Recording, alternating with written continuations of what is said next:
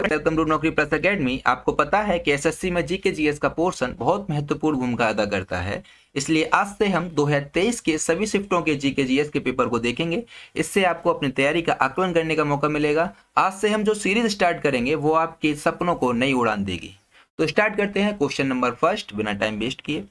According to census of India 2011, what is the percentage of India's population that live in urban areas? यानी कि भारत की जनगणना 2011 के अनुसार भारतीय जनसंख्या का कितना प्रतिशत शहरी क्षेत्रों में रहता है? Option A 25.7%, option B 49.71%, option C 41.72% या फिर ऑप्शन डी 31.16%। तो इसका सही जवाब है ऑप्शन नंबर डी 31.16%, यानी कि 31.16% पॉपुलेशन अर्बन एरियाज में रहती है। ठीक है, याद रखेंगे। आगे चलते हैं question number 2। When was the smart cities mission launched by the government of India? Bharat सरकार द्वारा स्मार्ट सिटी मिशन कब शुरू किया गया था? Option A 2015, option B 2017, option C 2014 या फिर ऑप्शन डी 2016। तो इसका सही जवाब है 2015। 2015 में भारत सरकार के द्वारा स्मार्ट सिटी मिशन लॉन्च किया गया था। आगे चलते हैं question number 3। Which of the following articles of the Indian constitution directs the state to provide for a uniform civil code? यानी कि यूनिफॉर्म सिविल कोड का प्रावधान हमारे संविधान के किस आर्टिकल में है? Option A article 45, option B article 49, option C article 44 या फिर ऑप्शन डी आर्टिकल 42। तो इसका करेक्ट आंसर है article 44, option C article 44। Uniform civil code article 44 में ये क्वेश्चन एग्जाम में कई बार आया हुआ है। इसके अलावा 2023 के पेपर में भी आया हुआ क्वेश्चन है। ठीक है, तो समान सिविल संहिता की चर्चा आर्टिकल 44 में है। आइए देखते हैं आर्टिकल 45, 44 और 42 में क्या है। देखिए आर्टिकल 45 में है 6 वर्ष से कम आयु के बच्चों के लिए पूर्व स्कूली यानी कि प्रारंभिक शिक्षा और देखभाल के लिए राज्य द्वारा उपबंध के बारे में चर्चा है। यानी कि राज्य इनके लिए एक राज्य उपबंध बनाएगा 6 वर्ष से कम आयु के बच्चों के लिए प्रारंभिक शिक्षा और देखभाल के लिए। ठीक है, early childhood care and education for children below the age of 6। इसके अलावा आर्टिकल 42 में है न्यायपूर्ण और मानवीय परिस्थितियों और मातृत्व राहत का उपबंध करेगा राज्य। ठीक है, ये इनका कर्तव्य होगा। आर्टिकल 42 में कहा गया है यानी कि इसमें कहा गया है human condition of work and for maternity relief के लिए स्टेट काम करेगा। ठीक है, आर्टिकल 49 में क्या? आर्टिकल 49 में है कि राष्ट्रीय महत्व के जितने भी स्मारक हैं, स्थान हैं, कलात्मक या ऐतिहासिक महत्व की वस्तु की रक्षा करेगा कौन? राज्य करेगा। ठीक है, ये आर्टिकल 45, 42, 49 में ये है। ठीक है, आगे चलते हैं question number 4। Which of the following is an award presented for classical dance forms? निम्नलिखित में से कौन सा पुरस्कार शास्त्रीय नृत्य शैलियों के लिए प्रदान किया जाता है? ऑप्शन ए कबीर पुरस्कार, ऑप्शन बी सरस्वती सम्मान, ऑप्शन सी कालिदास सम्मान या फिर ऑप्शन डी ज्ञानपीठ अवार्ड। तो शास्त्रीय नृत्य शैलियों के लिए कौन सा पुरस्कार दिया जाता है? तो शास्त्रीय नृत्य शैली के लिए इसमें से कालिदास सम्मान दिया जाता है। कौन सा सम्मान दिया जाता है? कालिदास सम्मान दिया जाता है, याद रखेंगे। देखिए कालिदास सम्मान को मध्य प्रदेश की गवर्नमेंट देती है। आइए देखो कबीर पुरस्कार के बारे में बात करते हैं। तो कबीर सम्मान दिया जाता है promoting communal harmony and national integration through literature, यानी कि साहित्य के माध्यम से सांप्रदायिक सद्भाव और राष्ट्रीय एकता को बढ़ावा देने के लिए कबीर सम्मान दिया जाता है। ठीक है, अच्छा सरस्वती सम्मान किस लिए दिया जाता है? साहित्य में उत्कृष्ट योगदान के लिए, outstanding contribution to Indian literature के लिए सरस्वती सम्मान दिया जाता है। इसके अलावा ज्ञानपीठ पुरस्कार जो है, ज्ञानपीठ अवार्ड एक भारत का सर्वोच्च पुरस्कार है, यानी कि हाईएस्ट लिटरेरी अवार्ड है ज्ञानपीठ अवार्ड। और ज्ञानपीठ अवार्ड को भी साहित्य के क्षेत्र में उत्कृष्ट योगदान के लिए दिया जाता है। ठीक है, तो साहित्य के क्षेत्र में सर्वोच्च पुरस्कार ज्ञानपीठ अवार्ड है और ज्ञानपीठ अवार्ड साहित्य के क्षेत्र में उत्कृष्ट योगदान के लिए दिया जाता है, ये आप याद रखेंगे। ठीक है, अच्छा, सरस्वती भी साहित्य में उत्कृष्ट योगदान के लिए दिया जाता है, लेकिन कबीर सम्मान सांप्रदायिक सद्भाव और राष्ट्रीय एकता को बढ़ावा देने के लिए दिया जाता है। तो ये आपको याद रखना है सारी चीजें। आगे चलते हैं, क्वेश्चन नंबर 5। निम्नलिखित में से कौन सा कथन सत्य है? विच of the following is true? Fiscal deficit is financed from borrowing. राजकोषीय घाटे को उधार से वित्त पोषित किया जाता है। जी हाँ, बिल्कुल सही है कि फिस्कल डेफिसिट को बोरोइंग किया जाता है फाइनेंस से। ठीक है, option B, recovery of loans is a revenue receipt, यानी कि ऋण की वसूली एक राजस्व प्राप्ति है। क्या ऋण की वसूली एक राजस्व प्राप्ति है?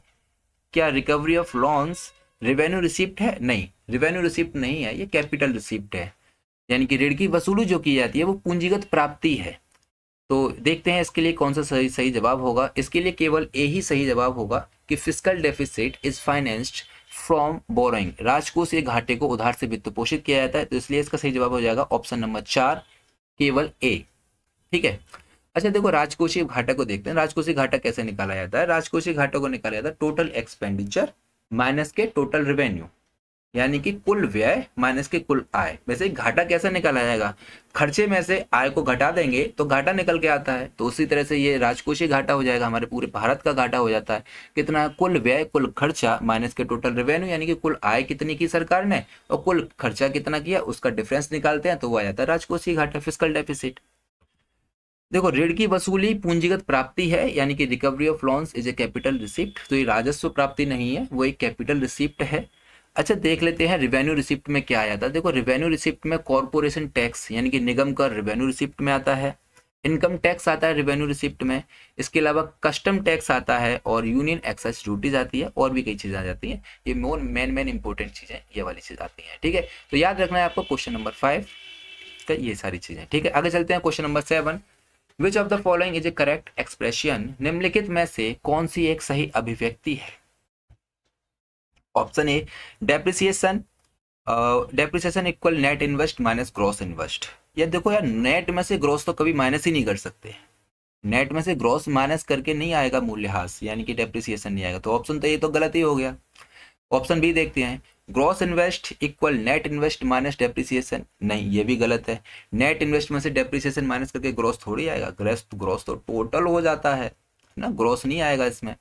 तो option C, net invest equal gross investment minus depreciation. हाँ, ये सही है, ऑप्शन सी इसका सही जवाब है, यानी कि निवल निवेश इक्वल सकल निवेश माइनस के मूल्यह्रास। ठीक है, तो इसका ऑप्शन सी इसका सही जवाब है।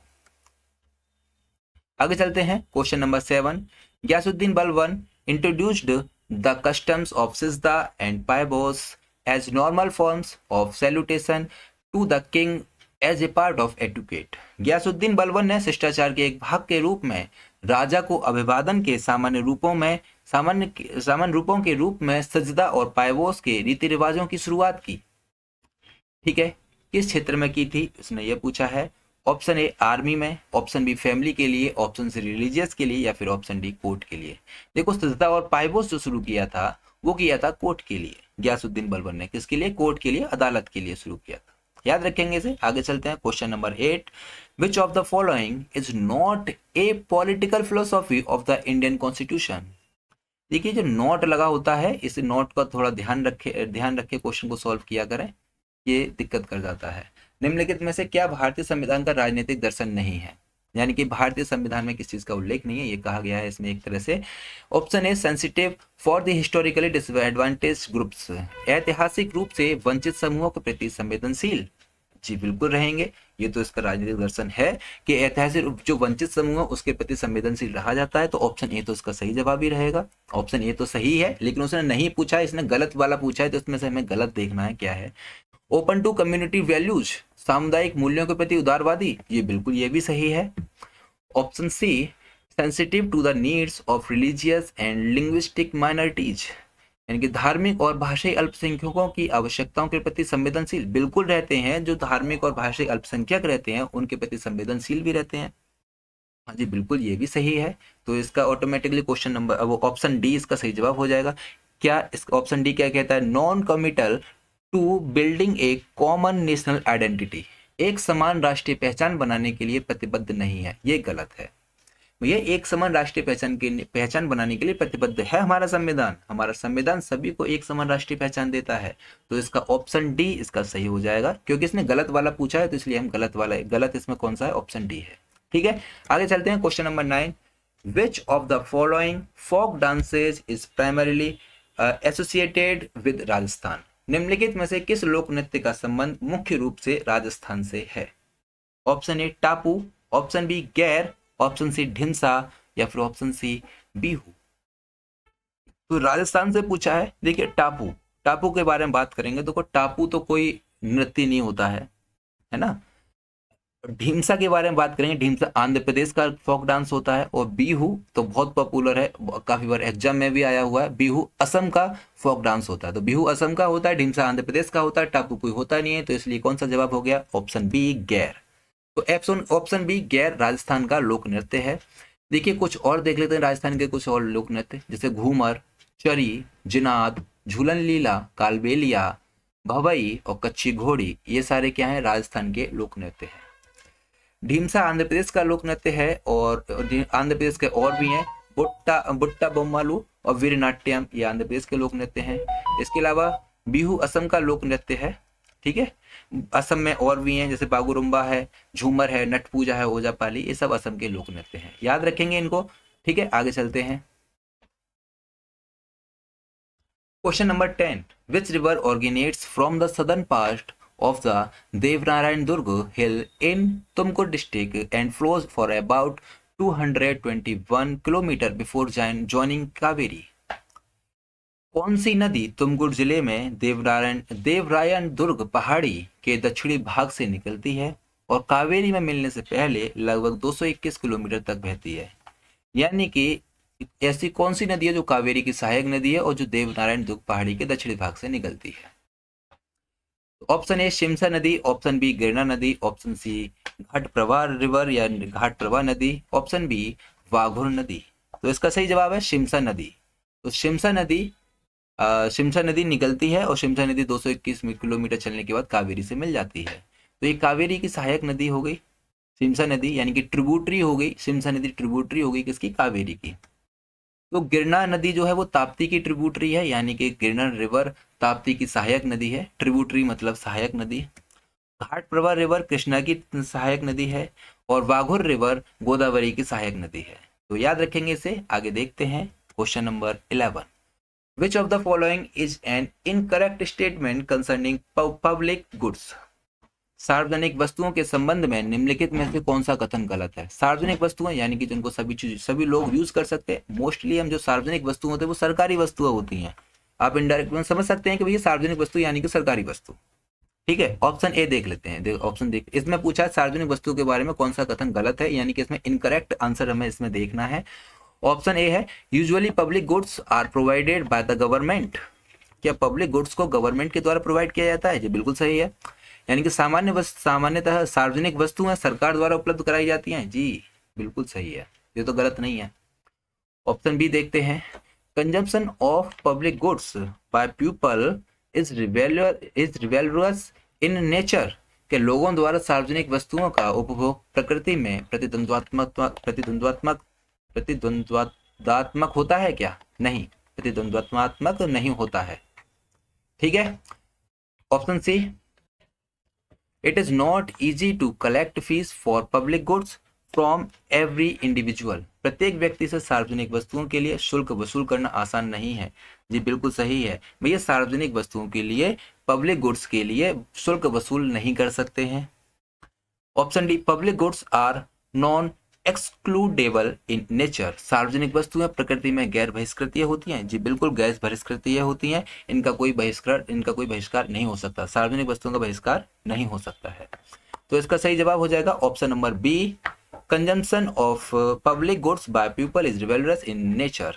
ठीक है, ये इसका सही जवाब हो जाएगा ऑप्शन बी। आइए देखते हैं question number 12, white light is an example of. श्वेत प्रकाश इसका उदाहरण है। किसका उदाहरण है श्वेत प्रकाश? Option A laser light, option B plane polarised light, समतल ध्रुवीकृत प्रकाश, मोनोक्रोमेटिक लाइट एक वर्णी प्रकाश, पॉलीक्रोमेटिक लाइट बहुरंगी प्रकाश। तो देखो श्वेत प्रकाश बहुरंगी प्रकाश का उदाहरण है, क्योंकि श्वेत प्रकाश 7 कलर से मिलकर बनता है। विवग्योर आपने नाम सुना होगा, वी से वॉयलेट, आई से इंडिगो, बी से ब्लू, जी से ग्रीन और वाई से येलो, ओ से ऑरेंज और आर से रेड।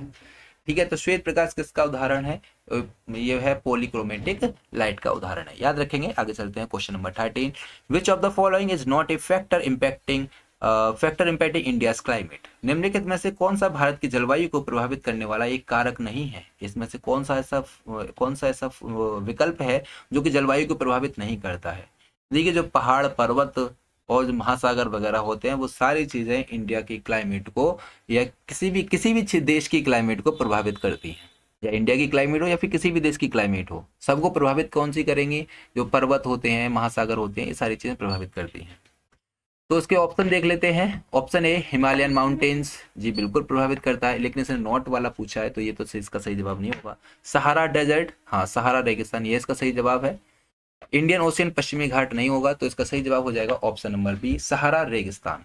आइए देखते हैं question number 14, Indian council of historical research is a captive body of. भारतीय इतिहास अनुसंधान परिषद भारत सरकार के किसका एक बंदी निकाय है? Option A ministry of science and technology, यानी विज्ञान और प्रौद्योगिकी मंत्रालय। Option B ministry of tribal affairs, जनजातीय कार्य मंत्रालय। मिनिस्ट्री ऑफ एजुकेशन, शिक्षा मंत्रालय। या फिर option D ministry of culture, संस्कृति मंत्रालय।